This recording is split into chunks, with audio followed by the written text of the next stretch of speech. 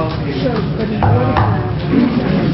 January 2nd, 2014, adequate notice of this meeting pursuant to the Open Public Meetings Act has been furnished by inclusion thereof in the annual schedule of meetings for 2014, which has been posted on the bulletin board at Borough Hall, filed with the Borough Clerk, faxed to the Our-Town Record, this meeting news, and the county newspapers, and distributed to all persons, if any, requesting copies of same pursuant to said act.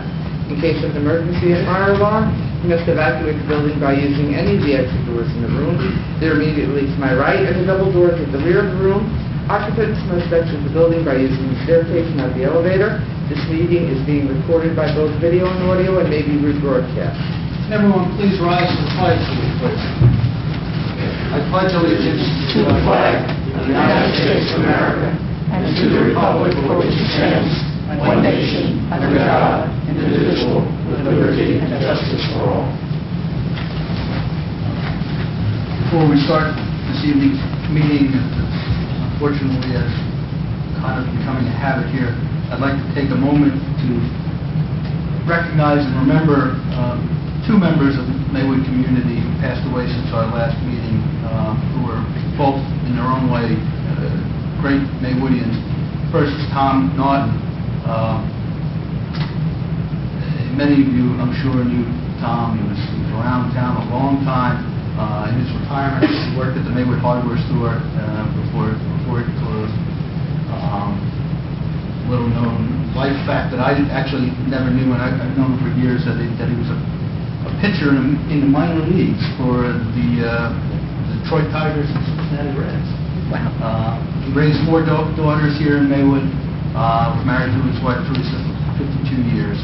Had 3 grandchildren, one of which is Erin Kelly, as we all remember a few years ago, high school student, softball player who came down with a viral problem and was paralyzed for a little while, and unfortunately has been making great progress over the years for recovery. But we remember Tom tonight. And the second Maywoodian that we remember tonight is Lil Rubin.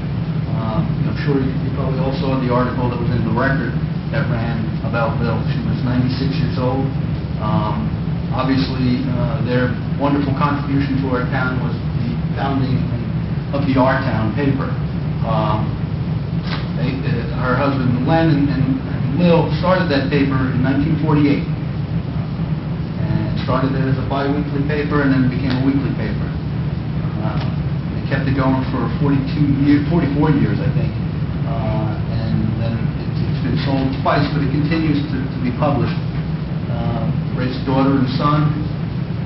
And you know, an interesting thing about the time that they started that paper, Maywood was going through some major changes at that time. The population of Maywood from 1940 was about 4,000 people. In 1950, it was over 8,000 people. So in that 10-year span, at the time that they started this paper, the town more than doubled itself. An incredible, development. And most of that development was on the south side of the tracks, down by the apartments. And I want to take a moment to read from the first Our Town, October 6, 1948, from Lil's editorial. And Lil's listed as the publisher. And it says, "Your Town, this publication has but one major purpose: to provide a link between the people of Maywood and the tenants of Maybrook Gardens, to weld a bridge of understanding between cooperative strangers who have suddenly found themselves fellow citizens of the same community. But there still exists a great gulf between the people who were here before and the apartment dwellers who came after. It is hoped through a publication such as this, which will present the news and ideas from both sectors, that greater understanding can be reached. We hope to let Maywoodians learn what makes Maybrookиans tick, where they came from, how they fixed their homes, and what their backgrounds have been. On the other hand, Maybrook tenants will learn the type of people who govern Maywood, the workings of the school system, the activities of such volunteer departments as fire and first aid. We can't think of a better way of getting people to understand and appreciate each other than by letting them learn about themselves." The Our Town newspaper really is I think, what keeps Maywood the small town that it is. And certainly, I think it did a wonderful job of achieving that goal that the Rubens laid out in that first editorial. In my opinion, Lil was, virtually the seamstress of the very fabric of our community. And she will be missed, and we are better off for her and Len being residents of Maywood. So at this time, I'd like to take a moment to remember Tom Norton and Lil Rubin, and also please keep in your thoughts and your prayers Glenn Tuchek, police officer Glenn Tuchek, who was involved in a very serious auto accident responding to a call on Friday. He is home recuperating, but please keep him in your thoughts as well.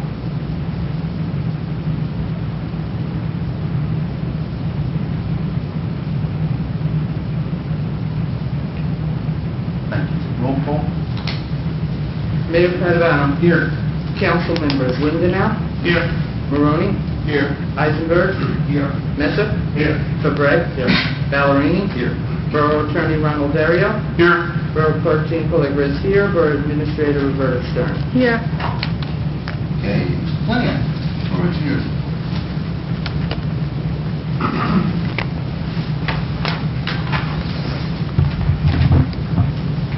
Honorable Mayor and Council, Greg Poloniak. Tonight we issued an engineer's report dated this September 4th for tonight's meeting. The first is the Economic Recovery Program, and other the Borough Attorney is moving forward with the acquisitions of the 2 necessary easements on the Maywood office building property and the hand gym property. Subsequent to the acquisition of those, the project would be further permitted and bid accordingly. We would expect that construction would occur if money is appropriated accordingly in spring of 2015. The second project on the list is the 2013 road program, which includes East Hunter Avenue, Spring Valley Road, and the West Fairmont Avenue parking lot. At this time, the project's complete, pending some punch list items that still need to be addressed on the project. We did provide the borough with a price as it relates to Spring Valley Avenue from its intersection from Spring Valley Road to the Maywood and Paramus municipal boundary for $40,000, excluding police traffic directors.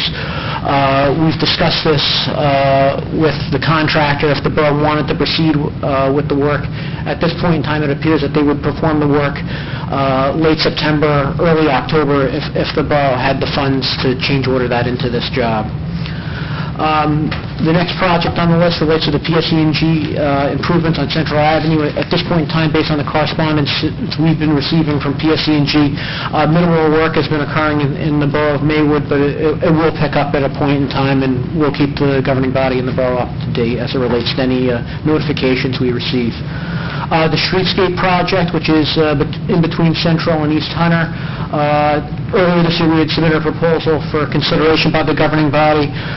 The project would need, off the top of my head, to be awarded late next year, just to give the governing body a time frame of when the project would need to move forward and when it would need to be awarded. Construction could follow thereafter, though. Open space, Memorial Park.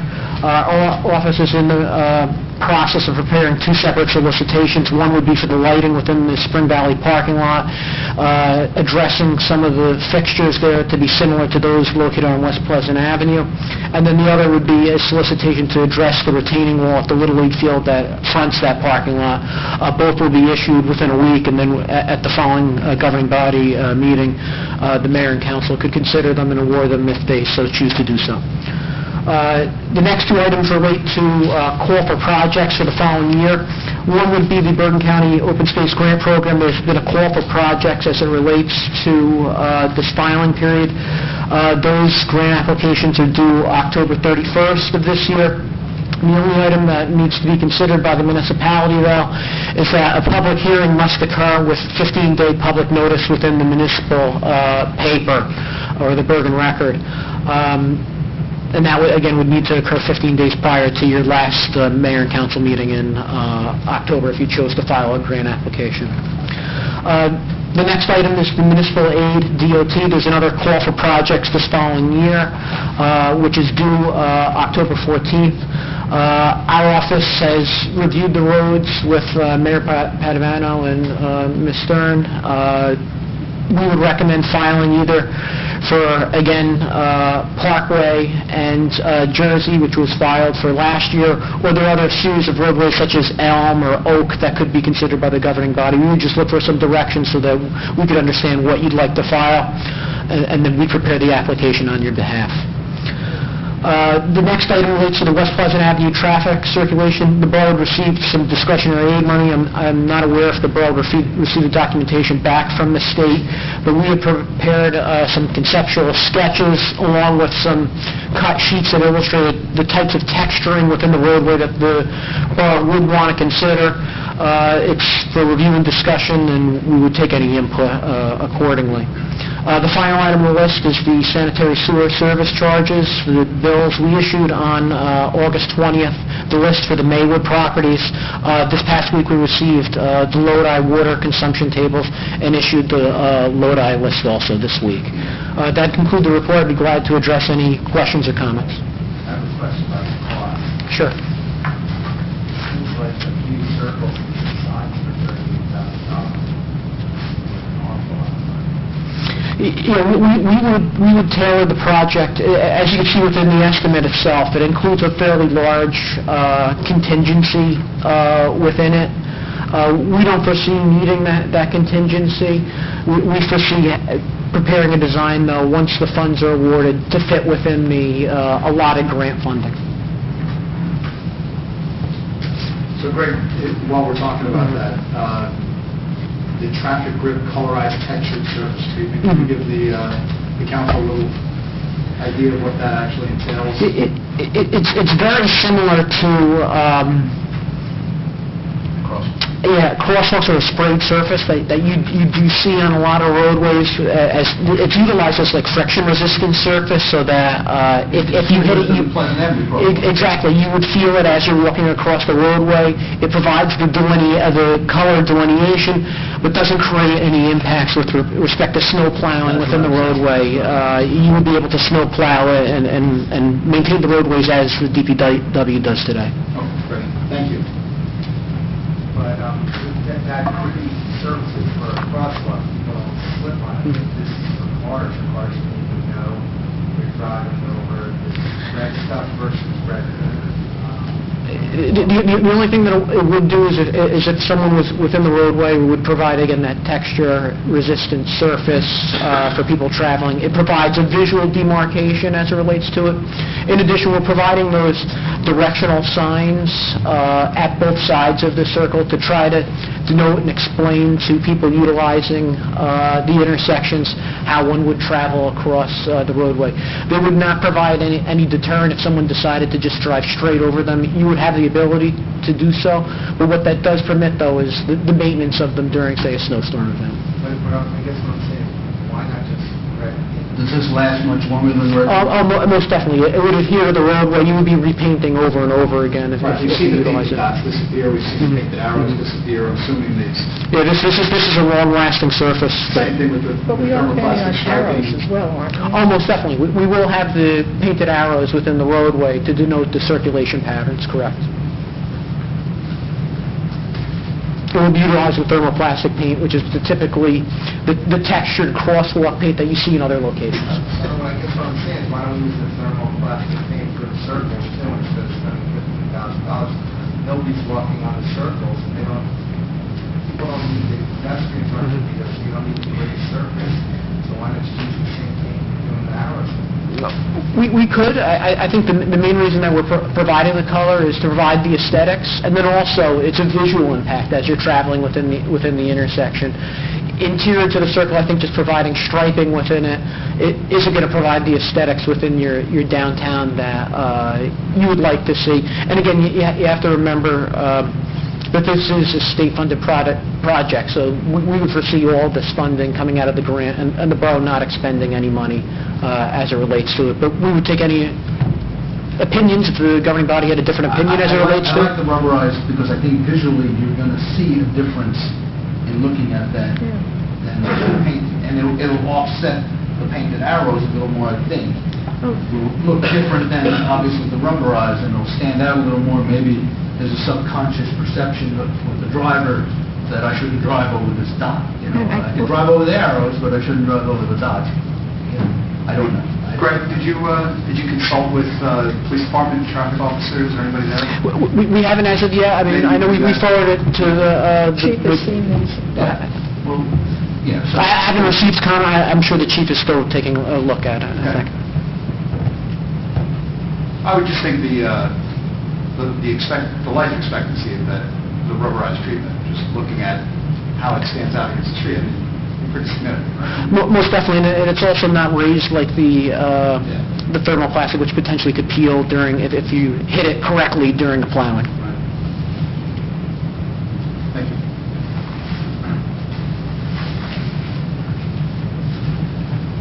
anybody else have any questions? No? Thank you. All right, at this time, we have no proclamations or presentations, no open meeting to the public. Anybody from the public, please? Close the meeting to the public. Next matter, public hearing on pending ordinances. There are no pending ordinances. Next matter, correspondence and report of the borough clerk. I received correspondence from the American Legion. The council normally puts a ad in their annual journal. It's a cost of $100 if the council wishes to have that done this year. Do you need a motion? Now we vote. Yep. I will make a motion that we buy the ad as per custom with the mayor council. There's a second. Second. All in favor? Aye. Any opposed? That's all I have. Report of the borough administrator. Mayor, I have one item enclosed, and other than that, we are preparing for the fall festival. We've been notifying everyone who participated in the past. We have some new things that we're looking at, new music. We have new rides, or the blow-up bouncies, etc., moonwalk, and obstacle course. And the Hackensack Fitness and Wellness Center is going to be preparing a obstacle course for children to get to do some exercise. So I think that's going to be fun. They'll be managing that on their own, so we don't have to have any of our staff involved. And other than that, we have the hayride, and we have been getting some very nice sponsorships as usual. I guess we'll start decorating Pleasant Avenue about a week before the fall festival, so probably the last week in September. And that's all I have. Borough attorney. Mr. Mayor, I have a very small report to you in closed session. Committee report. Councilman Lindenau.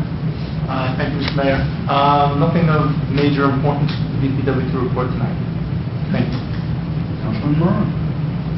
Yes, Mr. Mayor. A couple of things. Some general announcements.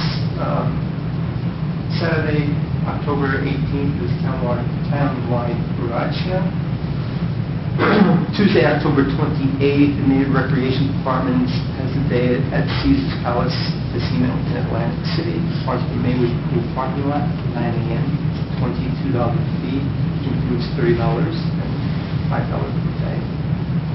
The Recreation Department is also doing a Radio City Christmas show on Tuesday, December 2nd, leaving at the Maywood Pool parking lot at 3:15 p.m. There is also an annual flu clinic happening for those 65 and over, October 23rd at night between 9:30 and 10:30 at the Senior Center. The only other thing I wanted to say is we had a pool meeting last night, and then we had some families show up, and we were there. Dialogue was very well, and we were looking at some potential changes to some of the guidelines within the pool ordinances. It's an ongoing process. The very last thing I want to say is I want to reach out to both the police department and the fire department. And Adrian was there. My next door neighbor had an issue with some smell of electric in her house, and you never really appreciate the volunteer people in town, like the police department and the fire department. Is when it gets called and then two big fire trucks show up and 18 to 23 people are tromping around and trying to figure out what's going on. And everybody really did spend a whole lot of time, and my next door neighbor was very appreciative. So thank you. That is it. Councilman Eisinger. Councilman Masada. Thank you, Mr. Mayor. A couple items for the school calendar to remind everybody about. September 17th is the Board of Education meeting, 7 o'clock is the work session, 8 o'clock is the original meeting. On September 18th, it's the Maywood School back to school night. On September 23rd, it's the Memorial School back to school night. And on September 27th, Saturday, is the grade 8 car wash. Hopefully we get to the car wash and switch the class. Thank you, Mr. Mayor. Councilman Fabray. Thank you, Mr. Mayor. Just have some issues with the ladder truck 17. Let's see what we got here. It failed its required inspection of the ladder, and at that point the inspection stopped and it was sent off to be fixed. It's currently out. The aerial pistons, which are on the side of the ladder, they are being rebuilt as required for the regulations. And also the two front outriggers, those things that come out on the side and hit the ground so it stabilizes, they've been leaking for a while, so while it's out, those are getting addressed. And the pump needs to be repaired. So that it requires a PO and a number. But currently, it's out, and the company is using the rescue truck to make calls, and we are being covered by Rochelle Park and the other mutual aid towns if there is a call that, God forbid, needs a ladder. And that is right now all I have, other than Roberta. I went to ask you during the report. Do you think you could, I know it's late notice, maybe you can get in touch with the county and see if they could bring their pet adoption. They have this giant new pet adoption truck. Oh. Maybe we can get that here for the fall festival in one of the areas. Oh, okay. But I know it's a brand new thing, and they're sending it to towns and to schools. Is it through the shelter? Through the animal shelter? I think so. Okay. You can double check on it. I'll call Joe. I saw a big video of it on really? on Files the other night. Cool. And they have a whole thing going. Great. Yeah. Yeah, last year the First Aid had adopt a dog through one of the Yes, shelters. yeah, So that's right. this is through the county. They That'd be dogs great. and they vaccinate a whole bunch of stuff. Cool. Okay. Mr. Mayor, that's all I have. Thank you. Council President Bellerin. Thank you, sir. The new stop signs went up on Mendez and Parkway, and feedback that I've gotten from the folks in the area has been nothing but positive appreciation, as well as adherence to it. The response to the signs has been good. The chief reported that there were officers on hand to help with traffic for the school openings, and that things went well. You mentioned Officer Kuchek. The press release went out detailing exactly what went on. Suffice to say, he was responding to a call of a person with a weapon. It sounds obviously a very serious incident when it's a car accident and you wind up at the hospital and you're treated before you're released. But this is part and parcel of what these guys show up to do every day, right? I mean, it's important to remember, as Councilman Maroney points out, some of these folks, even if they are getting a paycheck, they're putting themselves at risk all the time, and it's for the benefit of everybody who lives in this town. So our prayers are with him. I did text with him over the weekend. He's sore, but he's doing well, and we wish him a speedy recovery. The chief mentioned that the vehicle is still in the town, I think, waiting for evaluation by the insurance company. A couple of quick things. I'll do a more formal report on the formal meeting at the end of the month, but a couple of quick things to make folks aware of.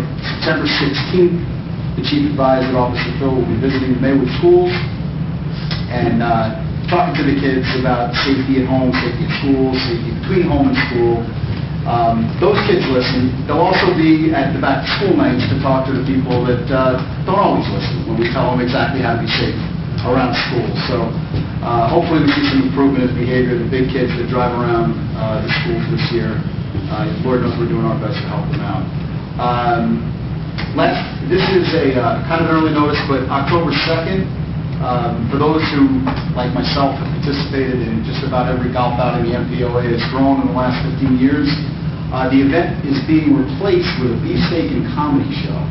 Again, the MPOA is the Maywood Police Officers Association. This event is not held for their benefit, it's held for the benefit of the town. All the funds that they raise go back to programs in town, scholarships. So it's important that we get out and support these guys in this activity. It's a charitable activity. It's $65 a head.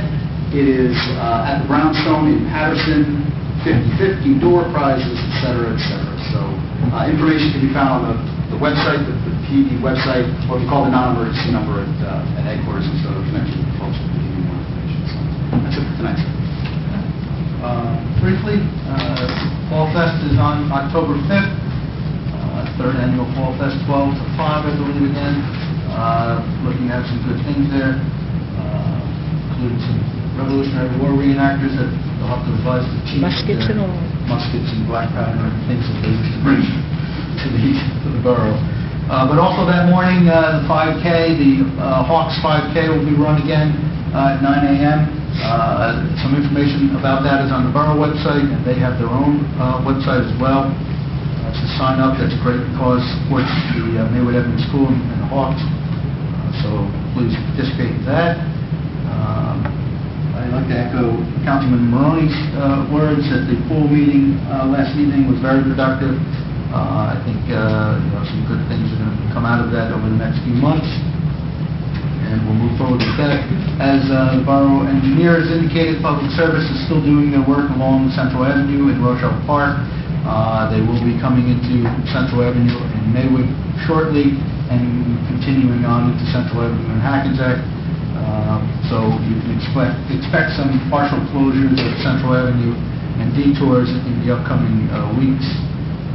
So just plan accordingly. On Thursday, we'll be marking the remembrance of 9/11 at 8:40 a.m. in Veterans Memorial Park at the 9/11 monument.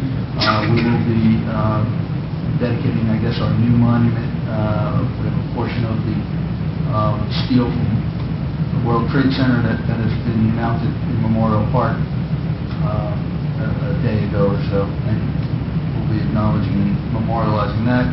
And there is a service at 7:30 p.m. at the First Presbyterian Church on Thursday evening as well. That's, I think, all I have. We go to the action list while the engineer's still here. The first item on the action list is the zoning map tax map update. As you recall, the engineer has revised the zoning map, but the underlying tax map has some revisions. The last time I think that was done was probably in the 80s, late 80s. Some things have changed since then. Some properties have been subdivided.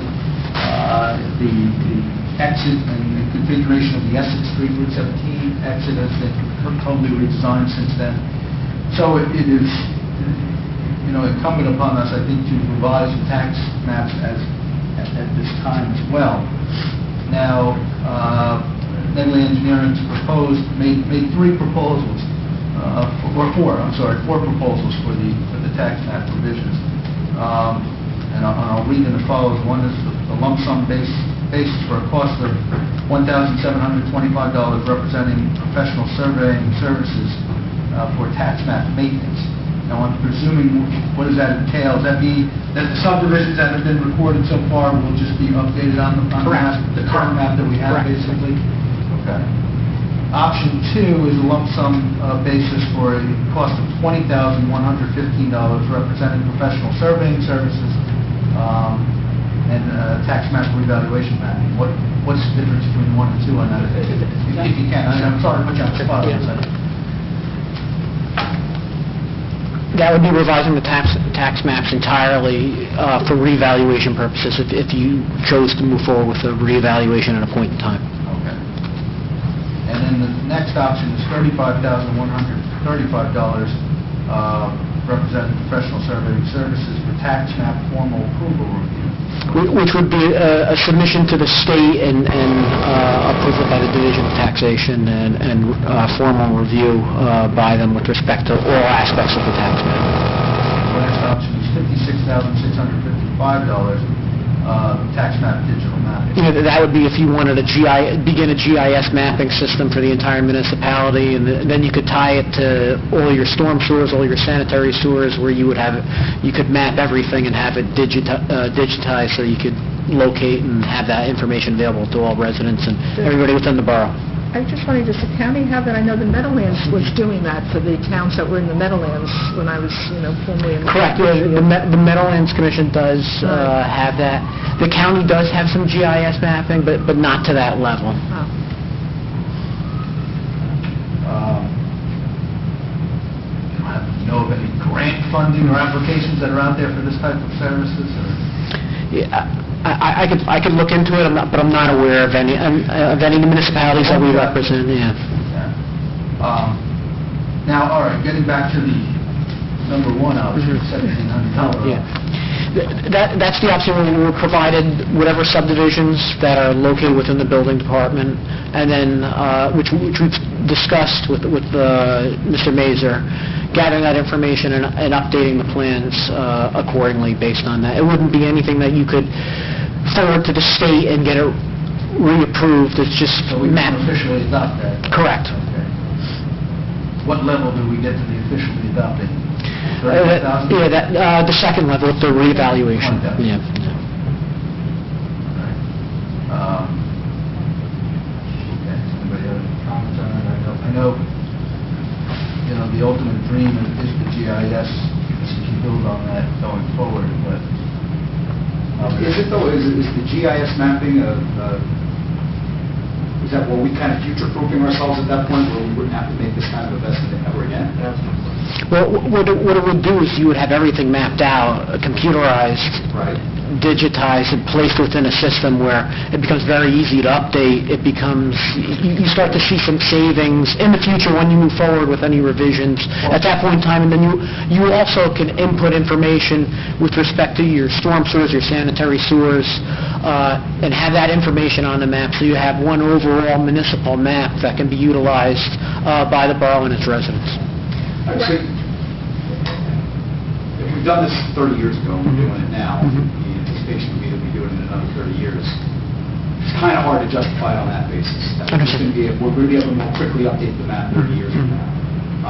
But, I'll plead a little bit of ignorance on the value of what you're suggesting in terms of the storm drains and sanitary lines, et cetera. What's the value to the town of having that? The value to that is as you survey individual sanitary and storm sewer systems, instead of having to rely on the older maps that I think everybody's aware of, you have that current information that's located on a computerized system, and as you make updates to your infrastructure, it can easily be inputted, and then you'll have current systems and understand if you have an emergency where it could be located or whatnot with respect to addressing issues. So it becomes more of, not only a map, but maybe more of a touchstone for reference for infrastructure within the town, because I know in a couple of years that I've been doing this, we've struggled. Correct, and it's a tool. It becomes... To figure out where things are and what problems have been addressed and what systems haven't been looked at. Exactly. In the century. Exactly. And we find out the hard way sometimes. Exactly. With breaks and so forth. So you're saying there could be some value to the town in terms of avoiding the costs of dealing with an emergency simply because we didn't know this. And simply because the system, as you begin to map these other locations, it's in the system. You have that information, and that is solid, and you have the ability to quickly address issues. So I would think, just based on what you're saying, I would think that there may be some level of creativity that we could use in terms of grants, right? I mean, this is not just about our tax map, right? This becomes something a little different, because it then becomes your tax map, but then becomes your infrastructure map at the same time. Yeah. So there is real value in that. Basically one map with a checkbox. Exactly. Not overlay. Different overlay. Yeah. You can overlay anything you want, and it's completely scalable. It never distorts. You can blow it up big, and it doesn't pixelate. Do you know of any other towns who've done this? I know of a lot of states that have done it. I was just going to ask you that. New York, it's like that. The DEP has a very similar website that they utilize, but it's more for environmental I guess, constraints and issues, wetlands and items like that. I know for the township of Lyndhurst, we've actually created their GIS system. Is that online? Can we see it? Yeah, I'd be glad to acquire that information for you. Yeah. Because the home is in Lyndhurst, it makes it easy. Other states is in the West Boston. Or county. You're right, Trenton does not do enough for us. Trenton to establish If only we were doing this something. universal, but that would be much more fun. All right. Yeah, I don't want to take up all your time on that. As a layperson, it's tough to understand exactly, you understand the requirements, legally why we have to have it. But building upon that, trying to get an understanding Yeah. of why we want to go beyond, the $1,700. No, I understand entirely. The $1,700 option is just taking the information that you have in your And I'll do building it for department. $1,695. It is computerized. It's not drawing. It's not drawing. But it is in a document that you could send to the state to get approved. Understood. Yeah. Understood. I know we need to do that. I'd rather see money spent on GIS maps than rubberized circles. Yeah, one can grant and one isn't. Yeah, we can get grant money. We can get grant money for it. I don't disagree with you one little bit. I think it's, like I said, sometimes we're just operating in the blind when it comes to the infrastructure in this town, and we find out the hard way that the sanitary line hasn't been looked at in 50 years, or something was remediated a couple of years ago, and we're planning on remediating something around it again, and just for planning purposes, just overall intelligence of what's going on within the borough. I think it's just a great idea. Well, perhaps we aggressively look for funding in one form or another to get this done. In the meantime, we can probably adopt the zoning ordinance map as proposed using the current tax map. I guess the Route 17 configuration is a little different, but it's not changing the zoning over there. Right. The zone is properly designated, and the properties over there are properly designated. Did we see property on the southbound side for a ramp? We didn't see any, but there are a couple of lots that are lost, but for zoning purposes, they're in, the property's still in the zone. The property still exists, it may be a ramp now rather than a separate tax lot, but it's still there. Correct. It's based fully on current zoning. It's just some of the lot lines may not match exactly what they are today. Right. Because I would like to get that zoning map adopted. It's done very nicely, and it would be, I think, a great benefit for the zoning officer in town and the residents in town not to have to look up lot and block numbers when trying to figure out what zone this property is in. So maybe the plan going forward is to try to find the funding to do the GIS and proceed with the zoning separately at this time, because I'm presuming if and when we do find the zoning or the funding for the GIS, it would be relatively easy to overlay the zoning. Oh, most definitely. That would become one of your layers within your GIS. It seems to me over time that it would be a money saver. There's going to be less labor, and that's just the work that you would need to do for find the locations. Some places don't even have markout.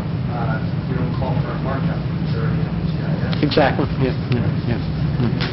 But absolutely every little bit of minutia slowly over time, just keep adding layer after layer after layer. I guess my only concern would be that we get ahead of the county or the state in a similar effort, right? I mean, are you aware of any efforts at the county level or the state level to do something like this? Well, I know Bergen County does have their own GIS staff person that puts together layers and has current information with respect to some wetlands and other information that they look at. I don't think they've done it on a town-by-town basis and prepared mapping, but looked overall that they have information. Would you mind maybe just a letter from your office Sure. to the folks that manage that program in the county and find out if there is any plan in the works to do something on a broader scale? Because that may make more sense than towns doing it on a, especially when you're considering the size of these towns. I mean, it's an important town for sure, but it is still a very small town, right? And it seems to be that, for taking a snapshot of an area like Bergen County, can't be that much more work. Understand. I'd be glad to discuss. Anything else on this issue at this time? While we have it here, why don't we jump to number 3, which is the street paving program. You've indicated that obviously you've looked at a lot of streets, and I think we were off the top of your head, quote was about $4 million to do the streets that should be done right now in one lump sum, which is obviously not something we're able to do. However, continuing to try to triage and prioritize streets as we go. One thing, obviously, Borough Administrator can sit down with the CFO between now and the next meeting and see to make sure that we can accomplish getting a stretch paved in front of the pump house because it needs to be done as a change order. Actually, he has told me that he That's can, possible. it is possible, and I am, Put that on for the next meeting. Sure. Definitely. Change order approval and get that done. I'd like to before do the that. winter. It's obviously a heavily traveled road and, of course, a stretch of road. Mhm. It desperately needs to be done. As to what our next grant request is, the last one that we put in, we did not receive the grant for, was Parkway in Jersey. Correct. I know there are other streets in town that Mhm. that need to be paved as well. I think everybody's familiar with Parkway and Jersey. Jersey being a cut-through, and Parkway, quite frankly, being a cut-through road. Does anybody have any objections to moving forward with resubmission of that grant at this time so that maybe we can get working on that? Or any other streets, at this time, but I think if we keep going along with the rolling, bonding program, when we get that done next year, early next year, maybe. Yeah, based on that, there's no reason that we would expect to hear back from the state early to mid next year, and then you potentially could address it middle to end of next year. Have you heard anything, on a kind of a side note, have you heard anything from the county as to their plans on Maywood Avenue? I have. The way that it looks, based on discussions, it would either be, depending on their schedule, spring or summer 2015. Summer would certainly do us better near Maywood Avenue. Understand. But I guess The one item that will occur, understand. Yeah. The one item that is going to occur first, that is under design by our office, is the drainage from East Magnolia to the tracks will be addressed first, and then they'll move forward with paving thereafter. All right, quick question, Mr. Mayor. We had some discussion a little while back about the leach pits that are around town. There's one on top Cedar and there's one on Jersey. So the question is, if paving's redone on Jersey, would the leach pits be addressed, or would they just be left in place? you're talking about those storm drains that lead to nowhere, basically. Correct. I believe that's the term. Yeah, it would be like a seepage pit at that location.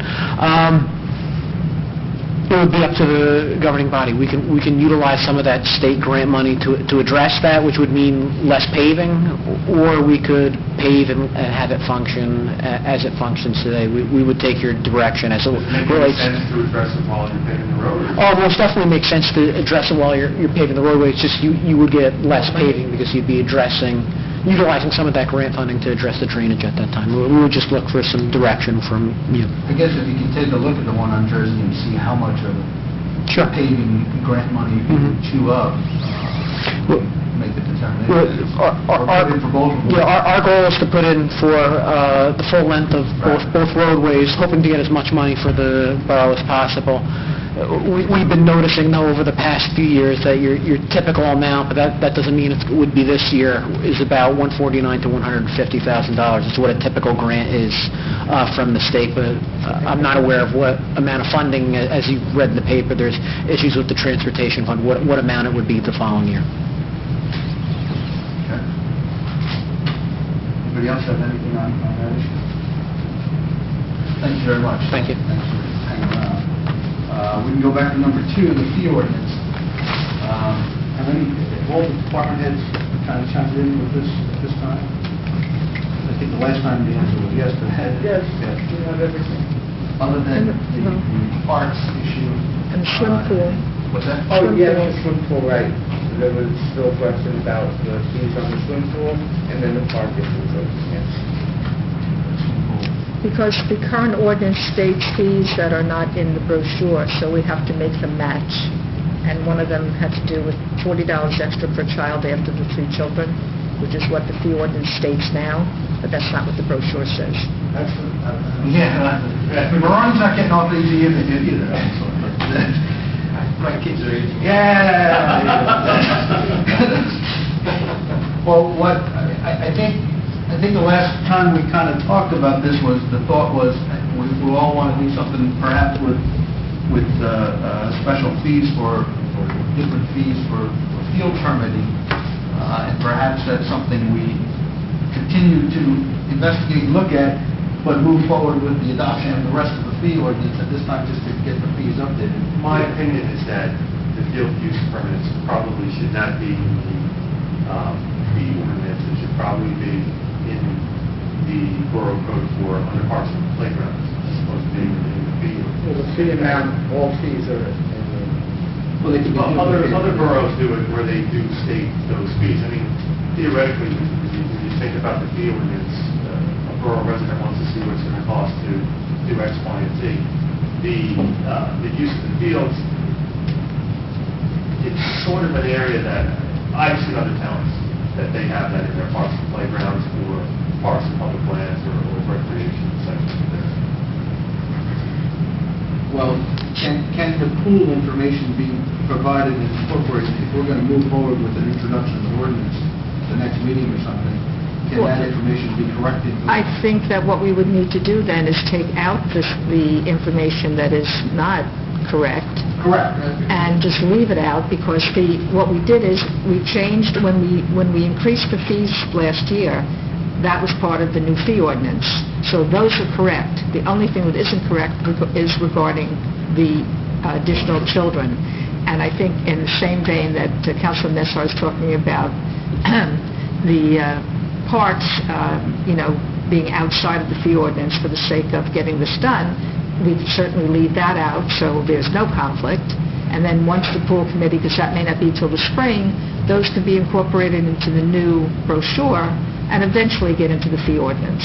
But it wouldn't be, I don't think, necessary. If we have everything else, why hold up introducing it? Let's get that done, because some of the other fees are more important than these right now, like the building, the things in the construction official's office. I don't think we were really even looking to create a new line item. No. To increase. I don't think so either. Refunds. No, that's what I'm saying. I think everything for the pool could be fine, except that just have to take out the $40 for now. And it can be corrected. Exactly. Right. Does anybody have any other comments on the fee ordinance proposed changes? Or do you want to move forward with putting it on the agenda and getting at least the rest of the portion? Get it done. Updated? Well, I guess the question is just around,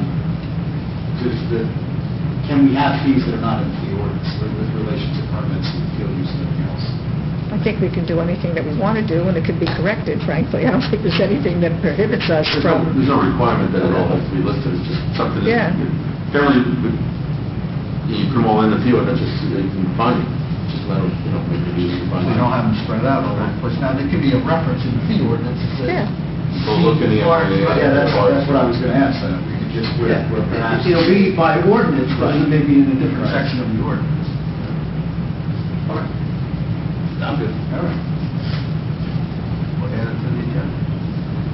Introduce to the next meeting? Okay, last item. Regulating the care of vacant properties in foreclosure. Turn this over to the president. Clerk forwarded me an email that came from the governor's office stating that the statute is passed, that municipalities can now go after the vendors that have foreclosed properties that aren't cutting the grass and taking care of them to the tune of $2,500 daily. And the only thing I'm not sure about is, I haven't read the actual statute, is whether you can do it before they take title on that. I thought that was part of it, because we have a property maintenance, obviously, ordinance now that says the property owner, and if they did foreclose, they would be the property owner. But I thought that that's what this ordinance allows, once they file the complaint for foreclosure, even though they haven't taken title yet, that you can go after the bank at that point, or the lenders at that point, I should say. Well, we have so many out-of-state people who are, who we're in a position with, and as the attorney knows, it's very difficult. I mean, the last one that we went after, they were very clear in stating, we don't have title yet, so we're not doing anything. Right.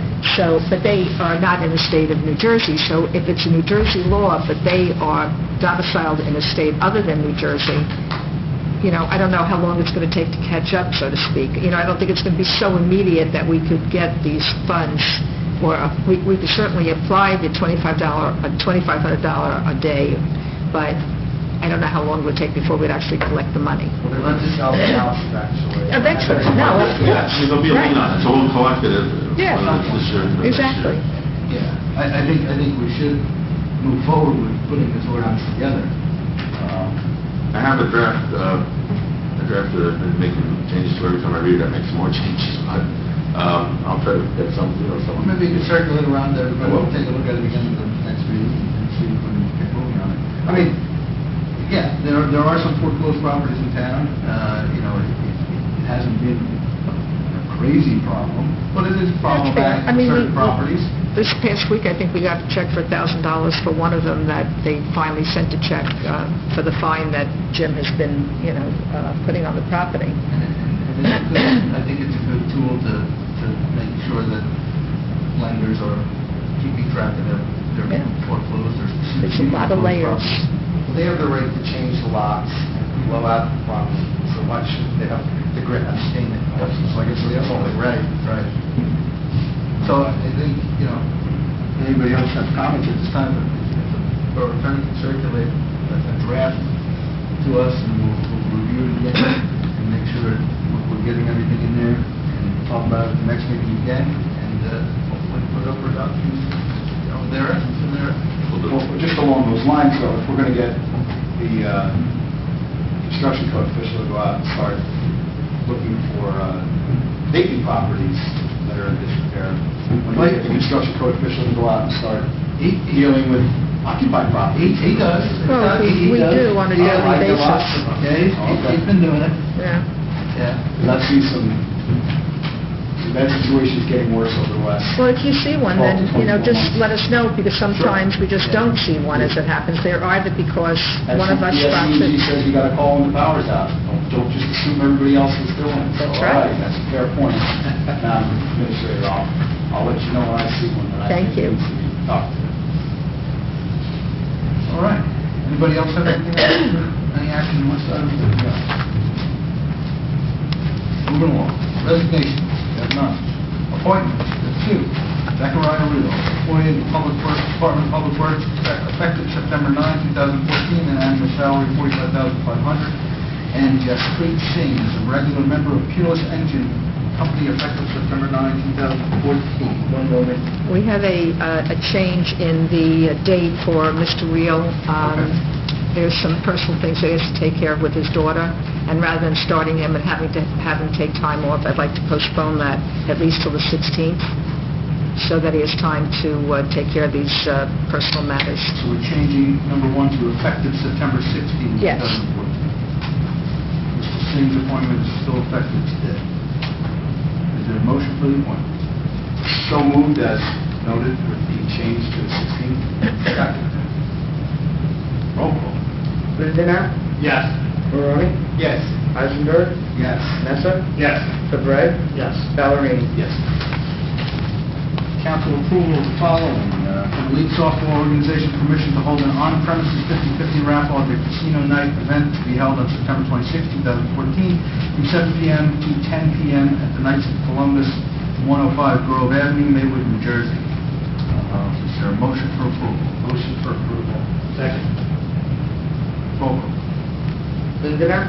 Yes. Maroney? Yes. Eisenberg? Yes.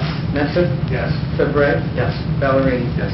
Before we leave this section of the agenda, does anybody have objections, moving the next meeting of the mayor and council, which is scheduled for September 23rd to September 30th. Reason being is their back-to-school night on Maywood, Memorial School that night that coincides with our meeting. Does anybody have an objection to that? No, sir, but you need a motion on I it. would love a motion. Is that a motion? To move it? My motion is to move it to the 30th, as previously. Same time, 7:30 p.m. Yes, sir. Roll call? Lindenau, Yes. Barone, Yes. Eisenberg, Yes. Messer, Yes. Fabreg, Yes. Ballerini. Yes. Resolutions by title. Resolution 13514, a resolution authorizing execution of equitable sharing agreement for participation in the United States Department of Justice Equitable Sharing Program. This is the DEA program. Is there a motion to continue the program? Make that motion, sir. Second. Roll call. Lindenau, Yes. Barone, Yes. Eisenberg, Yes. Messer, Yes. Fabreg, Yes. Ballerini. Yes. There's no introduction of ordinances, no new business, or any new business, I'm sorry, any old business. Miscellaneous business, this year being the 120th anniversary of the Borough of Maywood. I encourage everybody to learn about the history of Maywood. See the Historical Committee's website, read the book by Ed Kaminsky about the history of the borough, read the old copies of the Art Town, of which Volume 1, Number 1, the cover story has a photo of an individual who was struck while crossing Route 17 from Lodi. He was crossing 17 with his herd of goats that he was taking to the Lydecker property to graze. So that was the opening story here. The trivia of the day, the highest altitude in the borough of Maywood is at the intersection of Parkway and Oak at 127.25 feet above sea level. 25? All right, we have closed session? Yes. Record. Motion to go into close? Second. Budget. What's the contract? Roll call? Personnel. Lindenau, Contract. Yes. Barone, Yes. Eisenberg, Yes. Messer, Yes. Fabreg, Yes. Ballerini. Yes. Here's on the mayor and council, Borough Mayor, pursuant to provisions of the Open Public Meeting Act, mayor and council in closed session to discuss the following subject matters: contract and litigation. The appropriate office precisely determined at this time discussion and conduct in said closed session is closed to the public upon taking prior action thereon, provided disclosure not violate the attorney-client privilege or constitute undue invasion of privacy. The appropriate of the mayor and council, Borough Maywood, do not envision they will return to open session after this meeting, but reserve the right to do so. You're in close. How fast do you want to be here?